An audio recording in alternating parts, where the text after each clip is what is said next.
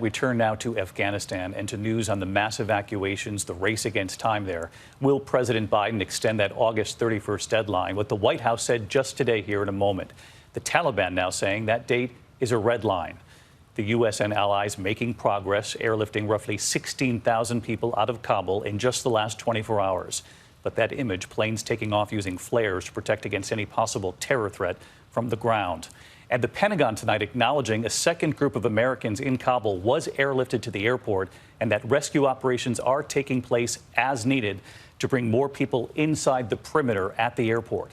Our senior foreign correspondent Ian Pannell reporting from Kabul again tonight. Tonight, violence and chaos around the airport in Kabul, but the pace of evacuations stepping up. US and coalition planes flying more than 16,000 people out of Afghanistan in just the past 24 hours, a new record. But so many more remain.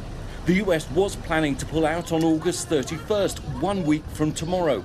President Biden now hinting that may be delayed. Our hope is we will not have to extend, but there are going to be discussions, I suspect, on how far along we are in the process. The Taliban today calling August 31st a red line, saying moving the deadline would amount to extending occupation and would provoke a reaction. So now the situation's increasingly desperate. Over the weekend, surging crowds trying to get to the airport, leaving at least 7 dead, including reportedly a 2-year-old girl. Today, a firefight breaking out between gunmen and American and German forces. An Afghan security officer killed, others wounded. But we have a long way to go, and a lot could still go wrong. The White House warning terrorists may see an opportunity in the chaos, calling the threat of an ISIS attack at the airport real, acute, and persistent. As a defense, military aircraft now releasing flares to distract any heat-seeking missiles that might target planes. Outside of Afghanistan, the US enlisting a fleet of commercial jets to transport Americans and the Afghans who worked alongside them. Once screened and cleared, we will welcome these Afghans who helped us in the war effort over the last 20 years to their new home in the United States of America. Hundreds of Afghan refugees now arriving in Virginia. This woman telling our affiliate WJLA she fled Kabul in the darkness with her husband and 3-year-old daughter. In the morning, Taliban is in the street. We're scared we go in the night in the airport. At Dulles Airport outside Washington, D.C., this man and his family speaking with ABC's Gio Benitez. The man worked for the American government for more than 2 years. This is his first time in the United States. A lot of relief. Now I think we are safe here. Yeah.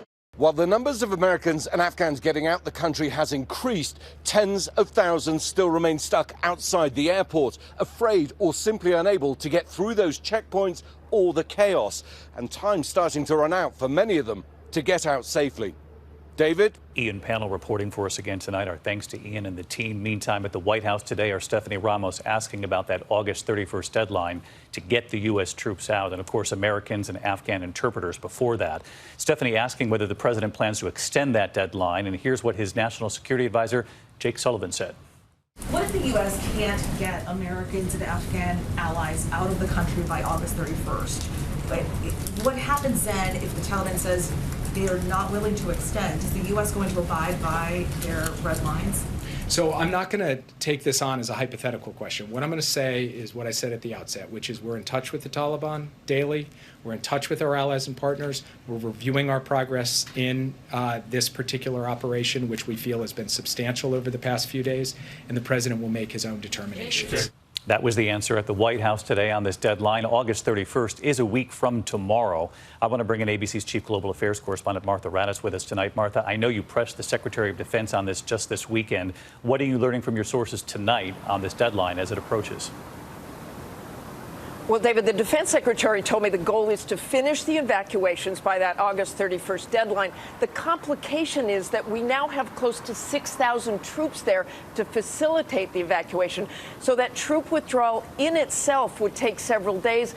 And that means they would have to get American citizens and Afghan allies out of Afghanistan by next weekend, if not sooner, in order to then get the troops out by the deadline. A U.S. official tells me at this point it is unlikely May, the deadline will be extended, but the negotiations are ongoing. David? All right, you'll be tracking it all, Martha. We'll see you tomorrow night.